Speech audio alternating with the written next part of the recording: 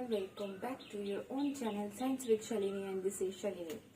Class 12 এর and class 11 এর exam তোমাদের কমপ্লিট হয়ে গেছে।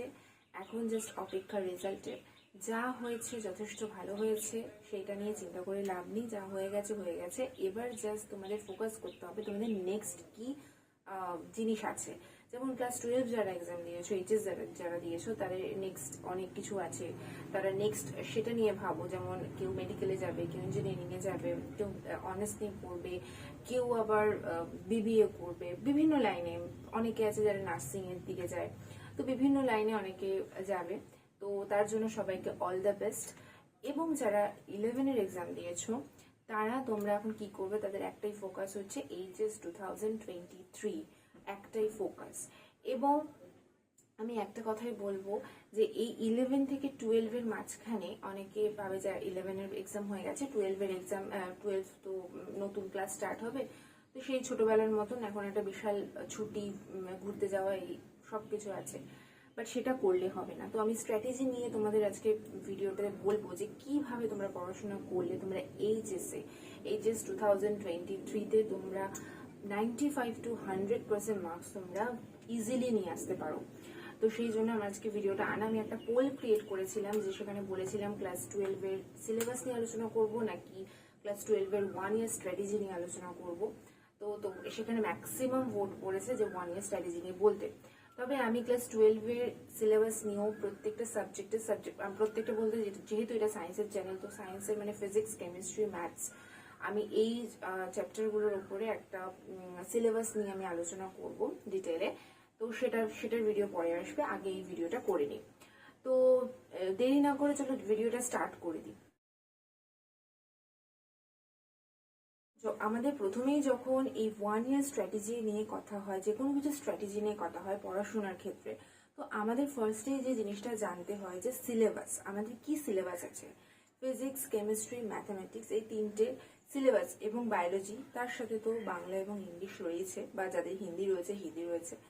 তো এই কটা সাবজেক্টের মানে যা যা তোমাদের সাবজেক্ট রয়েছে, অনেকের আবার বায়োলজির জায়গায় কম্পিউটার সায়েন্স রয়েছে, তো যার যে সাবজেক্ট রয়েছে সেই সাবজেক্টে তোমাদের সিলেবাস কি আছে সেটা আমাদেরকে ফার্স্টে জানতে হবে। ফার্স্ট হচ্ছে যে জিনিসটা, দ্যাট ইজ সিলেবাস। সিলেবাসটা আমাদের খুব ভালো করে জানতে হবে, মানে একদম মুখস্থ করার মতো সিলেবাসটাকে মুখস্থ করে ফেলতে হবে।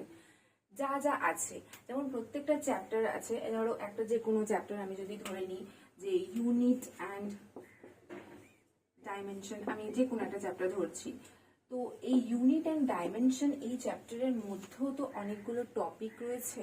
তো এই ইউনিট অ্যান্ড ডাইমেনশনের মধ্যে ধরো একটা পার্টিকুলার যদি আমি কোনো টপিক ধরি, সেই টপিকের আন্ডারে কিছু জিনিস আছে। তো আমাদেরকে কি করতে হবে, সেই কি কি টপিক রয়েছে প্রত্যেকটা চ্যাপ্টারের, এবং কি কি চ্যাপ্টার রয়েছে সেগুলোকে ভালো করে দেখা।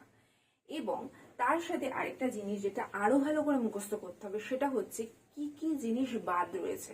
কারণ অলরেডি রিভাইজ সিলেবাসে কিন্তু কিছু টপিক, মানে প্রত্যেকটা চ্যাপ্টারের মানে কিছু টপিক বাদ দেওয়া রয়েছে।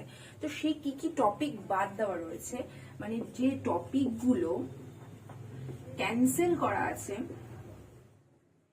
যে টপিকগুলো ক্যান্সেল করা রয়েছে, সেই টপিকগুলোকে ভালো করে মুখস্থ করে ফেলতে হবে। কেন এই ক্যান্সেল টপিকগুলো কেন আমি মুখস্থ করবো, তার কারণ একটাই, সেটা হচ্ছে যে যেগুলো নেই সেগুলো আমি পড়ে সময় নষ্ট করব না। তার মানে যখনই আমি পড়বো কোনো একটা জিনিস, যখনই দেখবো যে টপিকটা আমাদের নেই সেই টপিকটা চলে আসছে, তখন ওই জিনিসটা আমি বাদ দিয়ে দেবো, কারণ ওটা আমার নেই। কারণ একটা টপিকের সাথে একটা টপিক তো ইন্টারকানেক্টেড থাকে। তাই কোনো টপিককে যেটা বাদ রয়েছে সেই টপিক ওয়াইজ যদি অন্য কোনো টপিকের মধ্যে থাকে, তাহলে সেই পোর্শনটুকু আমরা বাদ দিয়ে পড়বো। তাই আমাদের আগে দেখতে হবে কোন কোন টপিক বাদ রয়েছে। প্রত্যেকটা চ্যাপ্টার থেকে কিছু না কিছু বাদ রয়েছে, তো সেটা আমাদের ভালো করে মুখস্থ করে ফেলতে হবে। এটা হচ্ছে ফার্স্ট। সিলেবাস হচ্ছে কোন কোন সিলেবাস রয়েছে, কি কি রয়েছে চ্যাপ্টার্স, এবং প্রত্যেকটা চ্যাপ্টারের মধ্যে কি কি বাদ রয়েছে সেটা আমাদের ভালো করে জানতে হবে। এটা হলো সিলেবাস। এরপরে যে টপিকটায় যাব সেটা হচ্ছে টাইম। টাইম বলতে আমি কি বোঝাচ্ছি, দেখো আমরা সবাই জানি যে আমাদের 1 ইয়ার মানে একটা বছরের যে সার্কেলটা থাকে, সেখানে আমাদের 12 মান্থস আমাদের থাকে। এই 12 মান্থস আমাদের টাইম থাকে, এটা আমরা জানি। কিন্তু আমরা কিন্তু যদি এই 12 মান্থ ওয়াইজ পড়াশোনাটা করি তাহলে কিন্তু আমরা কোনোভাবে আমরা সিলেবাস শেষ করতে পারবো না, এবং সিলেবাস যদিও বা শেষ হয় কোনো এফেক্টিভ কোনো কাজ হবে না। কেন হবে না আমি বলে দিচ্ছি। ধরো এই 12 মান্থসের মধ্যে কিছু মাস রয়েছে, যেরকম অক্টোবর মাস রয়েছে, নভেম্বর, ডিসেম্বর, এই সময়গুলো রয়েছে। অক্টোবরে তো একটা পুরো ফেজ থাকে যে দুর্গাপুজো, এবং এই বছর দুর্গাপুজোটা আমাদের আগে পড়েছে, মোটামুটি 1-2 তারিখ থেকে স্টার্ট হয়ে যাচ্ছে দুর্গাপুজো, 1 তারিখ মনে হয় ষষ্ঠী পড়েছে। তো সেই জিনিসটা রয়েছে। তো এখানে অনেকগুলো ফেস্টিভ থাকে, যেমন ফেস্টিভ সিজন এটা, যেহেতু যে দুর্গাপুজো থাকে, তারপর লক্ষ্মী পুজো থাকে, তারপর কালী পুজো থাকে, এবং তারপরে জগদ্ধাত্রী, যারা চন্দননগরে থাকে তাদের সেখানে জগদ্ধাত্রী পুজোটার একটা বিশাল ক্রেজ আছে, তো জগদ্ধাত্রী পুজো থাকে। তো এরকম পুরো একটা মাস, অক্টোবর মাসটা এবং নভেম্বরের কিছুটা নিয়ে, কিছুটা দিন নিয়ে একটা টোটাল কভার হয় যে ওই সময়টা আমাদের পড়া হয় না, স্বাভাবিকভাবেই হয় না। এবং আমি বলবো না যে দুর্গাপুজো ষষ্ঠীর দিন সকালবেলা পড়তে বসতে বা সপ্তমীর দিন সারাদিন পড়তে, আমি বলবো না, সেটা হয় না, সম্ভব না, আমিও করিনি। তো আমাদের কি কি করতে হবে, এবার তার আগে থাকে সেপ্টেম্বরের মাসটা। সেপ্টেম্বরের মোটামুটি মাঝামাঝি সময় থেকেই শুরু হয়ে যায়, বা সেপ্টেম্বরের প্রথম দিক থেকে শুরু হয়ে যায় যে সেই পুজো ভাইবস যে ব্যাপারটা চলে আসে। তো ওই সময়টা না অনেকটা আমাদের ল্যাগ হয়। তো তার মানে আমি অক্টোবরটা বাদ দিয়ে দেবো, নভেম্বর বাদ দিয়ে দেবো, ডিসেম্বরের 25 ডিসেম্বর থেকে মোটামুটি জানুয়ারির মিড পর্যন্ত ওই সময়টা তো এরকম আমাদের যে 25 ডিসেম্বরে যে বড়দিন রয়েছে, সেই ফেস্টিভ জিনিসগুলো রয়েছে, তো সেইগুলোর জন্য আমাদের কিছুটা টাইম বাদ দিতে হয়। তার মানে আমরা মোটামুটি দেখতে পাচ্ছি 12 মান্থসের মধ্যে মোটামুটি 3 থেকে 4 মাস আমাদের হাতে বাদ দিয়ে রাখতে হচ্ছে। এছাড়াও মাঝখানে অনেকগুলো ছোট ছোট অনুষ্ঠান থাকে, যেমন কিছুদিন বাদে তো ঈদ রয়েছে, এবং তারপরে আরেকটা ঈদ রয়েছে। তো এরকম অনেকগুলো অনুষ্ঠান থাকে। তো সেই অনুষ্ঠান সবকিছু মিলিয়ে আমরা যদি দেখি তাহলে 12 মাসের মধ্যে আমাদের মাইনাস করে দিতে হয় মোটামুটি 3 থেকে 4 মাস আমরা ধরে নিচ্ছি। এবার এই 3 থেকে 4 মাসের মধ্যে আমাদের আরেকটা জিনিস আছে, সেটা হচ্ছে আমাদের শরীর। আমাদের তো একটা শরীর সবসময় একই রকম যাবে তা না, সিজন চেঞ্জ হয়, নানা কিছু থাকে। তো সেই সময় আমাদের কিন্তু একটা শরীর খারাপ যদি হয়, সেই সময় আমরা মোটামুটি 1 সপ্তাহ কিন্তু আমাদেরকে একটা ছুটি নিতেই হয়। মানে ছুটি বলতে ওই সময়টা পড়া হয় না, রিকভারির জন্য আমাদেরকে টাইম দিতে হয়। তো সেই ক্ষেত্রে আমাদের কি সমস্যাটা হয়, যে 3 থেকে 4 মাস আমরা এই সবটা মিলিয়ে ধরে নিচ্ছি। তাহলে আমাদের হাতে কত সময় রয়েছে? মোটামুটি 8 থেকে 9 মাস আমাদের হাতে সময় থাকে যে আমরা প্রিপারেশন করব। মোটামুটি 8 থেকে 9 মাস তো আমাদের, মানে আমি বলতে পারি এই টাইমটা হচ্ছে এফেক্টিভ টাইম।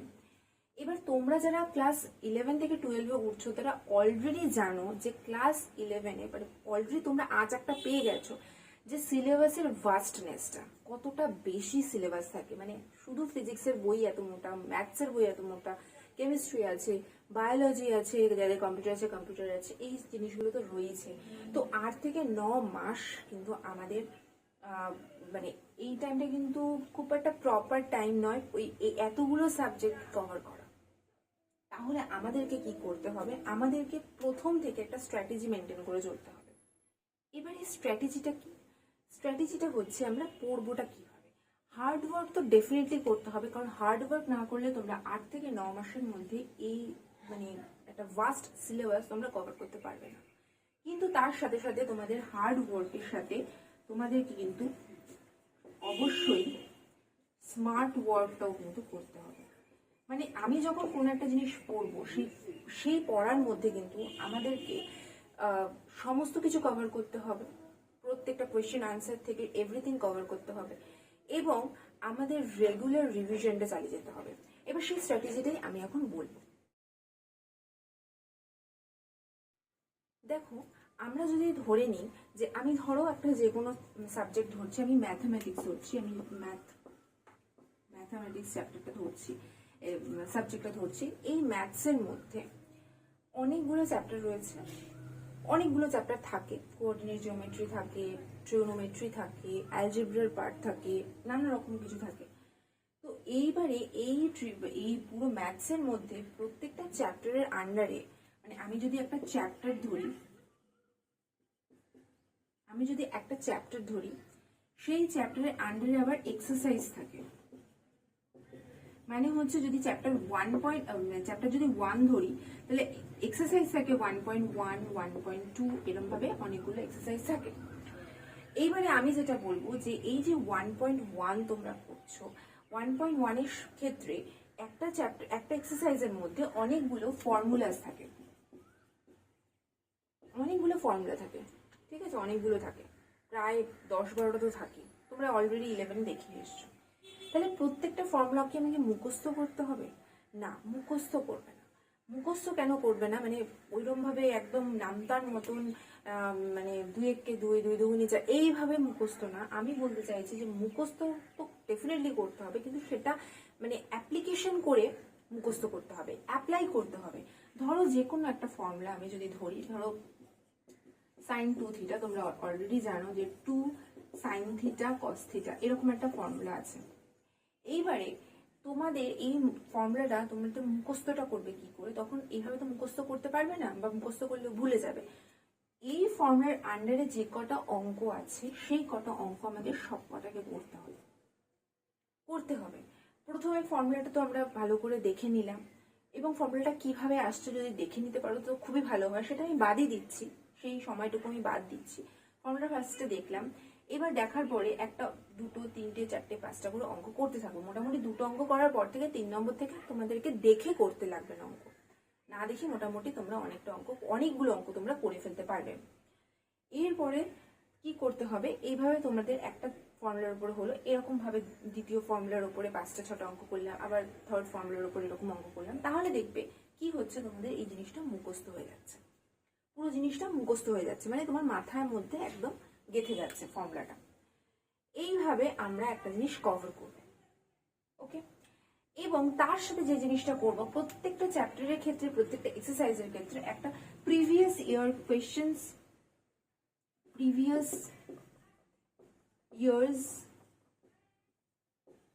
কোয়েশ্চেন্স কিন্তু আমরা ডিসকাস করব, আমরা পড়বো। সেই মানে আমি যে এই ফর্মুলার আন্ডারে যে অঙ্কগুলো করছি, এই অঙ্কগুলোই কোন সালে কোনটা এসছিল বা কোন বারে কোনটা এসছিল, সেই অঙ্কগুলো আমরা কিন্তু ভালো করে দেখব। এই জিনিসগুলো হলো, এটা হলো আমাদের অঙ্কের ক্ষেত্রে। এবার আমরা চলে আসবো ফিজিক্স, কেমিস্ট্রি, বায়োলজির ক্ষেত্রে, মানে এই সাবজেক্টগুলোর ক্ষেত্রে।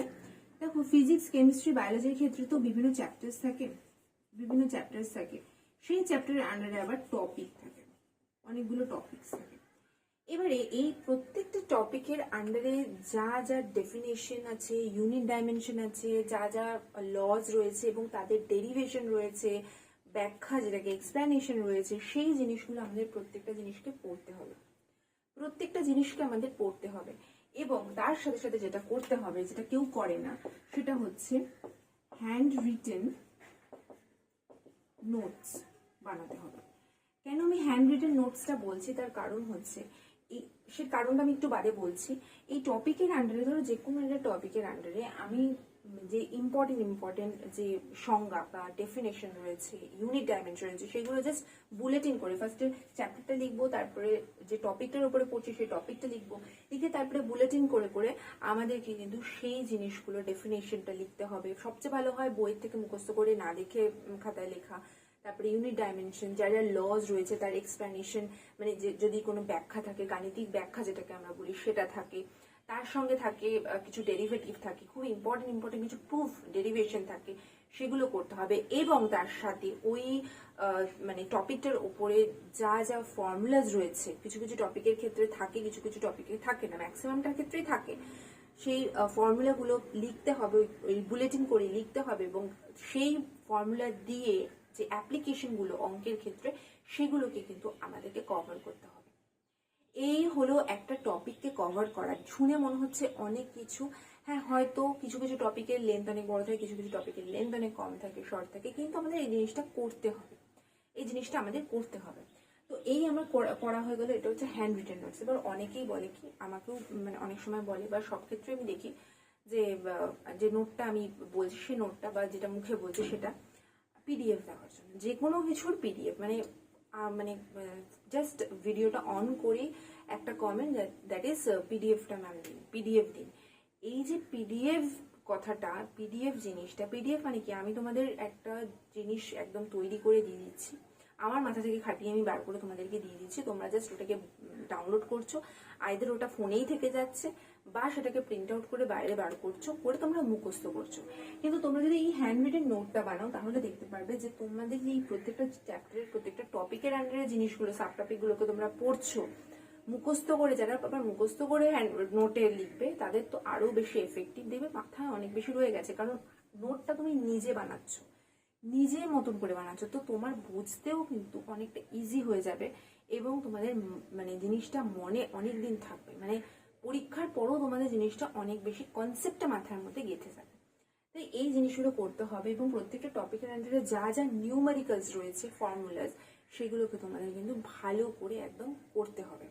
এই তুমি নিউমেরিক্যালসের জন্য আলাদা খাতাও করতে পারো, আবার ওই খাতাতেও করতে পারো, সেটা ডিপেন্ড করে, কিন্তু নিজেকে বানাতে হবে, নিজেকে করতে হবে এবং নিউমেরিক্যালসগুলো নিজেকে হাতে প্র্যাকটিস করতে হবে, দেখে গেলাম চলবে না।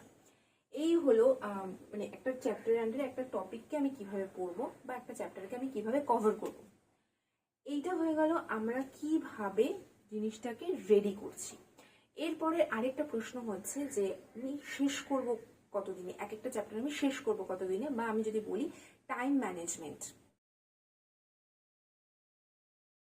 তো দেখো, টাইম ম্যানেজমেন্টের ক্ষেত্রে আমি তোমাদেরকে একটা জিনিস বলবো, সেটা হচ্ছে যে তোমরা একটা কাজ করতে পারো যে 1 মাসের মধ্যে, তোমার যেহেতু তোমাদের সময়টা খুব কম, আমি 8 থেকে 9 মাস আমি দেখিয়েছি, আমি ম্যাক্সিমাম 10 মাস ধরাটা খুবই ভুল, 8 থেকে 9 মাসই রাখাটা ভালো। তার মধ্যে এতগুলো চ্যাপ্টার্স কভার করা এবং এতগুলো সাবজেক্টে, সেটা নট আ ইজি টাস্ক। তো তোমাদেরকে কি করতে হবে যে 1 মাসের মধ্যে ফিজিক্সের 2টো, কেমিস্ট্রির 2টো, মিনিমাম বায়োলজির 2টো, ম্যাথসের 2টো করে চ্যাপ্টার তোমাদের কভার করে ফেলতে হবে, ডেফিনেটলি কভার করে ফেলতে হবে, যে আমি এইভাবে কভার করব। জিনিসটা তোমাদের প্রসেসটা থাকবে এরকম, কিন্তু তোমাদেরকে কোন টাইমে কতটা টাইম তোমরা দেবে, কতটা কি করবে, সেইভাবে তোমাদের কিন্তু এই জিনিসটা কভার করে ফেলতে হবে। 1 মাসের মধ্যে 2টো করে চ্যাপ্টার কভার করে ফেলতে হবে। এবং একটা চ্যাপ্টার যখন তুমি পড়ছো, সেটা ফিজিক্সের হোক, কেমিস্ট্রির হোক, যে কোনো সাবজেক্টের হোক, তুমি যখন পড়ছো তার সাথে কিন্তু প্রিভিয়াস ইয়ার কোয়েশ্চেন তোমাদের সলভ করেই পড়তে হবে। মানে একটা চ্যাপ্টার তুমি কমপ্লিট করছো মানে তার এভরিথিং তোমার নোটসের খাতাতে থাকবে, ঠিক আছে, যাতে তোমার পরে অসুবিধা না হয়। এইবারে আমরা যাব যে সবাই বলে যে কতক্ষণ পড়বো, এই প্রশ্নটা ভীষণ ভীষণ ডিফিকাল্ট প্রশ্ন, যে কতক্ষণ পড়বো। তার উত্তর একটাই, যে তোমার লাইফ, তুমি কিভাবে তোমার লাইফটাকে লিড করছো, তোমার লাইফে কি কি রয়েছে, তোমার একটা দিনে 24 আওয়ার্সে তোমার কি কি ঘটনা ঘটে আমি জানি না, এবং এটা প্রত্যেকটা ম্যান টু ম্যান ভ্যারি করে। আমি যেমন যদি বলো আমার ক্ষেত্রে, তাহলে আমি বলতে পারি যে আমি 8-9 ঘন্টা পড়তে পারি, আমি আমার কথা বলছি, মানে ধরে নিতে বলছি তোমার আর কি। আবার অন্য কেউ বলছে আমি 8-9 ঘন্টা একবারে পড়তেই পারি না, আমি 3-4 ঘন্টা পড়ি বা 4-5 ঘন্টা পড়ি, এরকম পড়ি। যদিও মিনিমাম এইচএস এর একটা ভালো মার্কস পেতে গেলে মিনিমাম আমাদেরকে 6 ঘন্টা পড়তেই হবে, এটা কোনোভাবেই এটাকে কমানো যাবে না। তো এইবার এটা ডিপেন্ড করে যে তুমি কিভাবে পড়ছো, তোমার কিভাবে টাইম হচ্ছে। অনেকে আছে যাদের স্কুল খুব ভালোভাবে রানিং, স্কুল চলে এবং স্কুলে খুব ভালো ক্লাস হয়, কিছু ভালো ফ্যাকাল্টিস রয়েছে যারা খুব ভালো পড়ান, তো স্কুলটা অ্যাটেন্ড করতেই হয় এবং অ্যাটেন্ডেন্সের একটা বিশাল ব্যাপার থাকে, সেই জন্য স্কুলটা অ্যাটেন্ড করতে হয়। তার মানে স্কুল টাইমটা আমাদের পড়াটা হচ্ছে না, কিছুটা হচ্ছে, কিন্তু সেলফ স্টাডি। আমরা যদি বলি যে ম্যাম কতক্ষণ পড়বো, এর মানে এই নয় যে আমি টিউশন, স্কুল, সমস্ত কিছুর পড়া এবং নিজের পড়া মিলিয়ে আমি পড়ার কথা বলছি, তা নয়। যখনই আমি বলবো আমি কতক্ষণ পড়বো, সেটার মানে হচ্ছে আমি সেলফ স্টাডি কতক্ষণ করবো, সমস্ত পড়া বাদ দিয়ে সেলফ স্টাডি আমি কতক্ষণ করতে পারছি, দ্যাট ইজ ভেরি ইম্পর্টেন্ট। এবং সেটাই হচ্ছে মেন তোমার পড়া। এটা কিন্তু এমন নয় যে আমি টিউশনে পড়তে যাচ্ছি, টিউশনের পড়াটা কিন্তু অ্যাকচুয়াল পুরোপুরি পড়া না, টিউশনের থেকে তুমি জিনিসটা বুঝে আসছো, জিনিসটা জানতো, কিন্তু যতক্ষণ না তুমি নিজে অ্যাপ্লাই করছো, নিজে পড়ছো, ওটার কোনো ভ্যালুই থাকে না। 24 ঘন্টা পরে ওটার এক্সপায়ার হয়ে যায়, ওটার মাথায় থাকে না। তার মানে তোমাকে নিজেকে পড়াটাই হচ্ছে মেন আমাদের পড়া বলতে যেটা বোঝায়। তো এই ক্ষেত্রে আমি বলবো মিনিমাম 6 ঘন্টা তোমাদের পড়তে হবে। কেউ যদি বলে আমি 3 ঘন্টা বেশি পড়তেই পারি না, এটা তাহলে চলবে না, তোমাদের 6 ঘন্টা মিনিমাম পড়তে হবে। এবং এই 6 ঘন্টা তুমি কিভাবে ম্যানেজ করবে? আবার কিছু কিছু স্কুল যেমন চলে না, কারণ এক তো এখন কিছুদিন মানে অনলাইনের জন্য স্কুল চলছিল না সেরকম ভাবে। আবার অনেক সময় কিছু স্কুল আছে যে যারা অনেকটা ছাড় দেয়, তো সেটা স্কুলের ওপর ডিপেন্ড করে সকালটা তুমি কতক্ষণ টাইম দিতে পারছো নিজেকে। বিকেলে টিউশন থাকে, যেমন ম্যাথস, ফিজিক্স, কেমিস্ট্রি সব কিছুরই টিউশন থাকে, তো সেটা হচ্ছে মেইন কথা। তো সেই সব কিছু করে এসে অনেকে আছে রাত্রে অনেকটা পড়তে পারে, সকালে উঠতে পারে না, লেট রাইজার। আবার অনেকে আছে যে আর্লি রাইজার, মানে যে অনেক সকালে উঠতে পারে, রাত্রে পড়ে না। তো সেই টাইমটা আমাকে বার করে নিতে হবে, রাত্রে পড়ো বা সকালে পড়ো, মোটামুটি তুমি কতক্ষণ পড়তে পারছো বা তুমি কতটা কভার করতে পারছো, এটা হচ্ছে মেইন কথা। এবং আরেকটা কথা হচ্ছে রেগুলারের পর রেগুলার করতে হবে, কারণ একটা আমি তোমাকে বলছি 1 মাসে 2টো করে চ্যাপ্টার মুখস্থ করবে, মানে একদম রেডি করতে। তো তার মানে তুমি বুঝতে পারছো একটা চ্যাপ্টার আন্ডারে কতগুলো টপিক থাকে এবং একটা চ্যাপ্টার কতটা বড় হয়। তাহলে একটা চ্যাপ্টার যদি এতটা বড় হয়, তাহলে 1 মাসের মধ্যে কভার করা, 15 দিনের মধ্যে কভার করা ভেরি ডিফিকাল্ট। তার মানে আমাকে একদিনও বাদ দিলে চলবে না, একদিনও বাদ দিলে চলবে না। এবং পড়া জমিয়ে রাখলে চলবে না যে আজকে টিউশনে স্যার এইটা পড়িয়েছেন, আচ্ছা ঠিক আছে আজকে টাইম পাচ্ছি না কালকে পড়বো না, যত রাত হোক আমি পড়ে কমপ্লিট করে রাখবো। অথবা পরের দিন, আগের দিন ঘুমিয়ে পড়লাম, পরের দিন সকালবেলা উঠে আগে ওটা পড়ে নিয়ে তারপরে আমি রেগুলার করবো। এরপরে আসে রিভিশন। এই রিভিশনের ব্যাপারটা, যে আমি প্রত্যেকটা চ্যাপ্টার করে পড়ছি, একটা একটা করে চ্যাপ্টার, ম্যাম আপনি বলছেন এইভাবে পড়তে, ঠিক আছে বললাম, মুখস্থ হলো, এভরিথিং ঠিক আছে।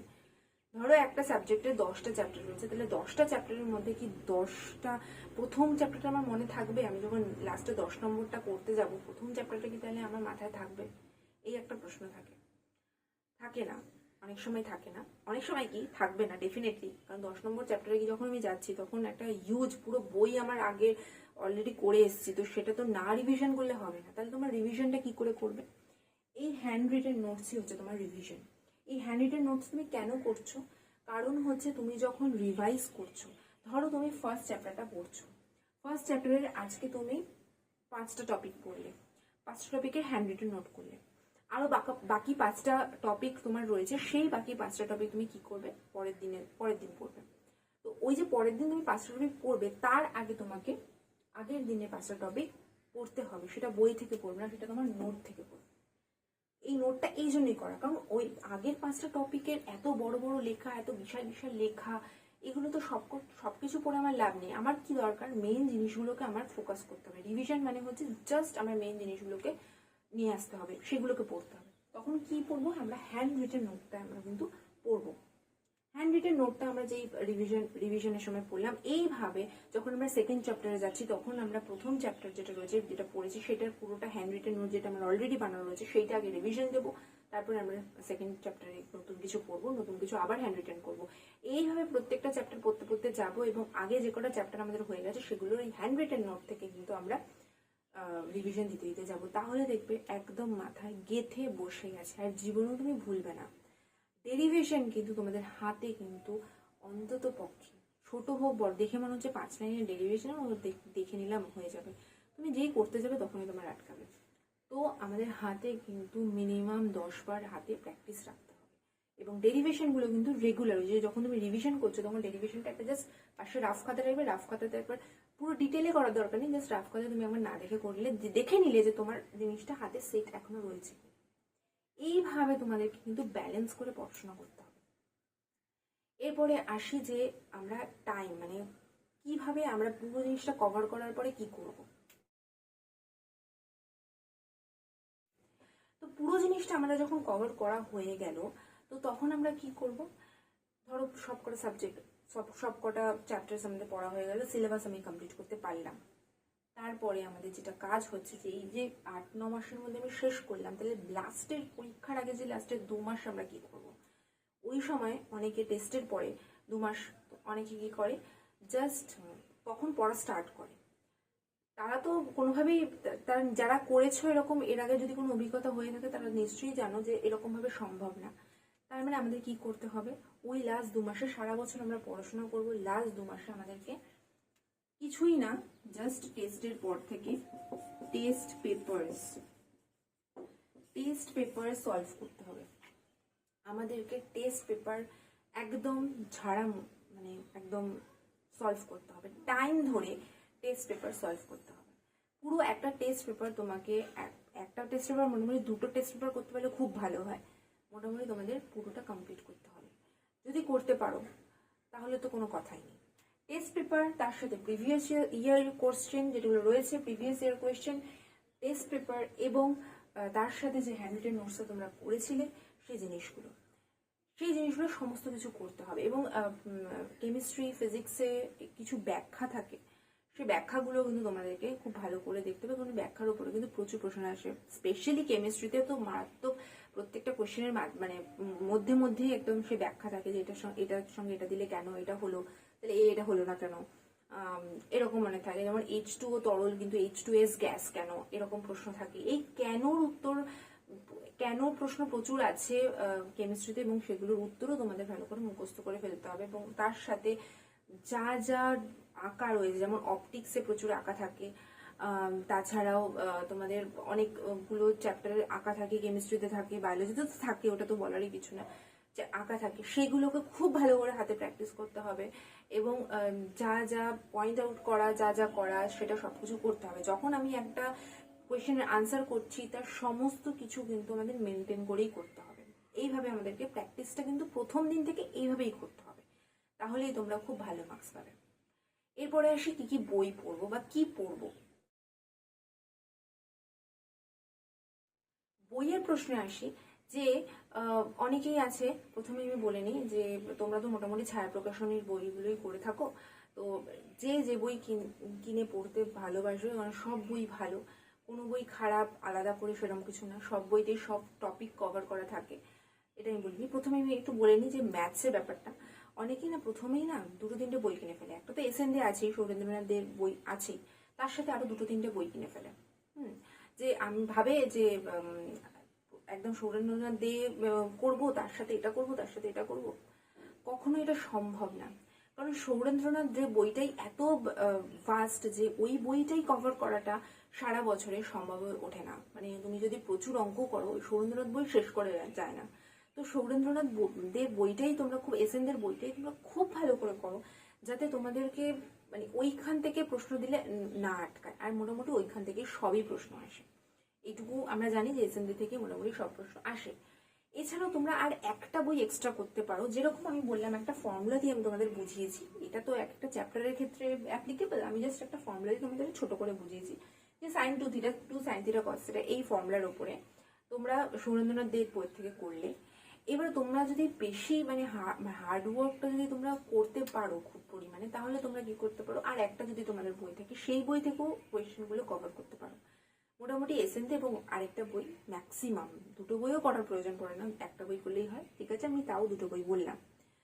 এবারে তোমাদের ধরো মানে খুব যারা অ্যাটেন্টিভ, খুব ভালো পড়াশোনা করে তাদের, বা যারা অনেকটা টাইম ওই টাইমের মধ্যে দেয়, তো তারা কি করে, এসএনটা যদি কভার হয়ে যায় তখন তোমরা 1-2টো বই কিনতে পারো, একটা বই কিনতে পারো, একটা বই কভার হোক তারপরে আরেকটা বই কেনো, সেটা করা যায়। কিন্তু কখনোই একসাথে 2-3টে বই কোনোটাই হয় না লাস্টে, তো এটা তোমরা কখনোই করবে না। এছাড়াও কেমিস্ট্রি, ফিজিক্স এবং বায়োলজি, যাদের কম্পিউটার আছে, এইগুলো তো তোমরা যে বইগুলো বেস্ট, ছায়া প্রকাশনের বইগুলো বেস্ট থাকে, তো সেই বইগুলো তোমরা দেখতে পারো, সেগুলো সবই ঠিক আছে। এবার অনেকে আরেকটা জিনিস করে, আমি যেটা বলছি যে তোমরা বলে আমরা কতক্ষণ পড়বো বা কিভাবে কভার করব, কতক্ষণ পড়বো বা কিভাবে কভার করবো, তার একটাই উত্তর হচ্ছে যে আমি সেলফ স্টাডি কতক্ষণ করছি। কতক্ষণ পড়বো মানে আমি নিজে কতক্ষণ পড়বো, সেলফ। তো সেক্ষেত্রে কিন্তু আমি কোনো টিচারকে ইনক্লুড করবো না, যে টিচারের পড়াটাকে আমি ইনক্লুড করে দিচ্ছি, কখনোই না। তো সেক্ষেত্রে আমি বলি, অনেকেই আছে যে ম্যাথসের দুটো তিনটে করে টিচার, ফিজিক্সের 2-3টে করে টিচার, এরকম ভাবে অনেকে থাকে। যদি তোমরা সত্যি অতগুলো টিচারকে মেনটেন করে দেন তুমি নিজেকে টাইম দিয়ে নিজে সেলফ স্টাডি করার টাইম পাচ্ছ, সবটা কভার করতে পারছো, নিজে পড়ার টাইমটা অনেকটা পাচ্ছ, নিজে মুখস্থ করার টাইম অনেক পাচ্ছ, তাহলে তো গুড, আমি না করবো। কিন্তু যদি তোমরা না পারো সেই জিনিসটা, মানে হচ্ছে 2-3টে টিচার হয়ে গেছে তো আমি সম্ভব হচ্ছে না, সেক্ষেত্রে আমি তোমাদেরকে একটাই সাজেস্ট করবো যে টিচার একটাই রাখো, একটা খুব ভালো টিচার থাকা খুব জরুরি, কারণ গাইডেন্সটা খুব বেশি দরকার। কারণ একটা বোর্ড এক্সামের ক্ষেত্রে আমাদের অনেক কিছু মেনটেন করতে হয়, অনেক কিছু রুলস অ্যান্ড রেগুলেশনস মেনটেন করতে হয়, কিভাবে করব কিভাবে না করব, পড়াগুলোকে মিশে করতে হয়। তো হাতে ধরে করানোর জন্য একটা গাইড দরকার। তো সেক্ষেত্রে খুব ভালো টিচারের প্রয়োজন একজন, এবং তার সাথে তুমি অনেকগুলো বই পড়তে পারো। অনেকগুলো বই পড়তে পারো, একটা বই শেষ হলে একটা বই পড়তে পারো, কারণ একটা ভালো বই 10জন ভালো টিচারের সমান। তাই আমি বলবো বইয়ের ওপরে ফোকাস করো, নিজেকে টাইম দাও, কারণ তুমি হচ্ছে নিজের সব থেকে বেস্ট টিচার। তুমি নিজের সবচেয়ে বেস্ট টিচার। একজন টিচার যখন তোমাকে একটা অঙ্ক বুঝিয়ে দেবে, তখন সেই অঙ্কটা তুমি নিজে যতক্ষণ না নিজে না বোঝাবে, ততক্ষণ সেই অঙ্কটা কমপ্লিট হবে না। তার জন্য কি করতে হবে, টিচারের কাছে পড়ে সে নিজে বোঝাতে হবে, নিজে ওই চ্যাপ্টারটা ভালো করে নিজেকে পড়তে হবে, নিজেকে পড়াতেও হবে। এইভাবে যদি মেনটেন করে তোমরা করতে পারো, তোমরা নিজেকে যদি টাইম দিতে পারো, আমরা সবাই বলি না যে নিজেকে আমরা টাইম দিতে চাই, আমরা এরকম অনেক কথা বলি। তো সেক্ষেত্রে আমি বলবো পড়াশোনাটাও তাই, নিজে যদি টাইম দিই নিজের পড়াটাকে, তাহলে আমরা অনেকটা জিনিস কভার করতে পারবো। তাই তোমাদের একটাই বক্তব্য হচ্ছে যে তোমরা সময় বার করো, যে আমি পারছি না সময় বার করতে, আমি করতে পারছি না, না, সময় বার করো, এবং অবশ্যই নিজের জন্য একটা পার্টিকুলার টাইম রেখে দাও, দিনে 1 ঘন্টা কি ম্যাক্সিমাম 2 ঘন্টা বললাম, যে ওই টাইমটা তোমরা নিজেদের অ্যামিউজমেন্ট যেগুলো থাকে, এখন অ্যামিউজমেন্ট বলতে ফোন ছাড়া তো কিছুই নাই, তো ফোনটাকে যতটা সম্ভব ব্যবহার করে খেলাধুলা এই জিনিসগুলোকে করে তোমরা সেই টাইমটা করতে পারো, যাতে মাইন্ডটা ফ্রেশ হয়। ঠিক আছে, মাইন্ডটা ফ্রেশ রাখারও ভীষণ জরুরি। তাই আমি বলবো ফ্রি টাইম অবশ্যই নিজের জন্য রাখবে, তার সাথে নিজের পড়ার টাইম, যে রাত্রিবেলা বা ভোরবেলা অনেকে আছে পড়তে ভালোবাসে, সেই সময়টা পড়বে, এবং মাঝে মাঝে যে পড়ার টাইমগুলো, ওই পড়ার টাইমগুলোকেও তোমরা কিন্তু ইউটিলাইজ করে নেবে। 8 থেকে 9 মাস যদি এই পুরো জিনিসটা তোমরা গুছিয়ে নিতে পারো, সাজিয়ে নিতে পারো, একটা অভ্যাসের মধ্যে ফেলে দিতে পারো, তাহলে তোমরা ডেফিনেটলি ভালো মার্কস পাবে। এরপরে আসে আরেকটা লাস্ট কথাতে, সেটা হচ্ছে যে আমরা কন্টিনিউইটিটা কি, যে আমি একই রকম ভাবে জিনিসটাকে ধরে রাখতে পারছি কিনা। তো প্রথমেই বলি, এই আমি যে স্ট্র্যাটেজিটা বললাম, আমার থেকে ধরো কেউ ইন্সপায়ার হলে তোমরা প্রথম 1 মাস খুব ভালো পড়লে, 2 মাস খুব ভালো পড়লে, যেই মাঝখানে ব্রেক হয়ে যায়, কোনো একটা কারণে মাঝখানে ব্রেক হয়ে যায়, সঙ্গে সঙ্গে তোমাদের কি হয়ে যায়, তোমরা আর ওখান থেকে বেরিয়ে যাও, পুরো জিনিসটা থেকে আউট হয়ে যাও, এবং 3 মাসের পর থেকে তোমরা একদম আর ওইভাবেই তোমরা ট্র্যাকেই নেই, সব আলাদা হয়ে গেছে, বিচ্ছিন্ন হয়ে গেছে, কখনো এই চ্যাপ্টার পড়ছো, কখনো এই পড়ছো, কোনো রুটিন নেই, কিছু নেই, সব রুটিন থেকে বেরিয়ে গেছে। তার মানে তোমাদেরকে কি করতে হবে, তোমাদেরকে হচ্ছে তোমাদের জিনিসটাকে বজায় রাখতে হবে। আমি প্রথম দিন যেভাবে পড়ছি, আমাকে 8-9 মাস পর্যন্ত আমাকে ওইভাবে পড়ি, সিলেবাসটা অ্যাট এনি হাউ কমপ্লিট করে মুখস্থ করে আমার মাথার মধ্যে স্টোর করে নিতে হবে। তারপরের ব্যাপারটা তো পরে প্রিপারেশনের ফেজে, সেই সময় আমি বলবোই, যেটা আমি বললাম test paper solve and previous year solve, এগুলো তো আমি পরে আবার বলবো, কিন্তু এই সময়টা তোমরা এইভাবে পড়াশোনাটা করে যাও। এইটা যদি তোমরা বজায় রাখতে পারো, তাহলে তোমরা খুব ভালো করবে। এবং অনেকেই বললাম যে ক্লাস 11-এর পর 12 একটা ভাবে অনেকটা গ্যাপ, আমরা একটু ছুটি কাটাই, এটা করো না। 30 তারিখ অবধি হয়ে গেছে, মানে আজকে আমি বলছি 30 তারিখ অবধি তোমরা ছুটি নিলে, 1 তারিখ থেকে মোটামুটি তোমরা শুরু করে দাও। 1 তারিখ থেকে তোমরা শুরু করে দাও, মানে আশা করি করে দিয়েছো তোমরা শুরু 1 তারিখ থেকে, এবং আজকে 2 তারিখ, তো মোটামুটি তোমরা পুরো জিনিসটাকে শুরু করে দাও একদম খুব ভালোভাবে। এবং 3 তারিখে ঈদ রয়েছে, তো ঈদের শুভেচ্ছা সবাইকেই রইল। তো খুব ভালো করে এনজয় করো, কিন্তু তার মাঝখানেও সেই দিনকে পড়ার দরকার নেই, কিন্তু পরের দিন থেকে কিন্তু আবার জিনিসটাকে কন্টিনিউইটিটা বজায় রেখো, কোনোভাবে কিন্তু ব্রেক হতে দিও না। একটা দিন তোমরা খুব ভালো করে মজা করো, সেদিনকে ঘোরো ফেরো, খাওয়া দাওয়া সবকিছু করো, কিন্তু তার পরের দিন থেকে আবার সেই জিনিসটাকে মেনটেন করো, তাহলে দেখবে তোমরা খুব ইজিলি একদম ক্লাস 12-এর এইচএস 2023 তোমরা ইজিলি বেরিয়ে যাচ্ছ। তো আশা করি তোমাদের ভিডিওটা ভালো লেগেছে। যদি আমি কিছু মিস করে যাই বলতে, বা যদি তোমাদের কোনো প্রশ্ন থাকে এই ভিডিও সংক্রান্ত, বা আরও কিছু জানতে চাও, ডেফিনেটলি আমাকে কমেন্ট সেকশনে মানে এক্ষুনি আমাকে লিখে জানিয়ে দাও যে তোমাদের মনে আর কি প্রশ্ন আছে। তোমার একটা প্রশ্ন, আমি একটা কিউএনএ সিরিজ আনবো, তোমাদের যদি কোনো প্রশ্ন থাকে, কিভাবে কি পড়বো না পড়বো, বা আর কি করা উচিত না উচিত, তোমরা যদি বলো আমি ডেফিনেটলি আনবো। তো তোমরা সেখানে কোয়েশ্চেন করতে পারো, ভালো লাগলেও আমাকে জানিও। আর অবশ্যই কতটা এফেক্টিভ হলো তোমাদের জন্য, কতটা তোমরা জিনিসটাকে কাজে লাগাতে পারলে এবং কাজে লাগানোর পরে তোমরা কতটা বেশি হেল্পফুল হলে সেটাও আমাকে লিখে জানিও। সমস্ত কিছু আমার সাথে শেয়ার করো, আমিও তোমাদেরকে সমস্ত কিছু বলে দিতে পারবো, গাইড করে দিতে পারবো। তো যদি ভিডিওটা ভালো লেগে থাকে তাহলে অবশ্যই লাইক করবে, কমেন্ট করবে এবং অবশ্যই ভিডিওটা প্রচুর প্রচুর শেয়ার করো যাতে সবাই দেখতে পারে, এবং অবশ্যই চ্যানেলটা সাবস্ক্রাইব করে পাশে বেল আইকনে প্রেস করে অন করে নিই। অল অপশনটা অবশ্যই প্রেস করো, আমি যখন যা যা ভিডিও আপলোড করবো তার নোটিফিকেশন তোমাদের কাছে পৌঁছে যাবে। এবং ডেসক্রিপশন বক্সে আমার ফেসবুক পেজের লিঙ্ক আছে, তোমরা সেখানে জয়েন হয়ে যেও, ফলো করে দিও এবং অবশ্যই সেখানে আমাকে কমেন্ট করে জানাতে পারো তোমাদের কি প্রবলেম সমস্ত কিছু। এবং আমি সিলেবাসের ভিডিও নিয়ে খুব শীঘ্রই আসবো, প্রত্যেকটা সাবজেক্টের আলাদা আলাদা ভিডিও নিয়ে সিলেবাসের ভিডিও নিয়ে আসবো।